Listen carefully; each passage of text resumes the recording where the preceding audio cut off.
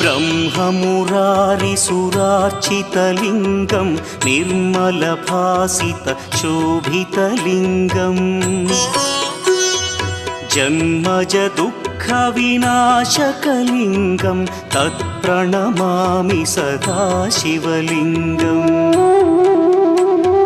देवमुनिप्रवरार्चितलिङ्गं कामदहन करुणाकरलिङ्गम् रावणदर्पविनाशकलिङ्गं तत्प्रणमामि सदा शिवलिङ्गम्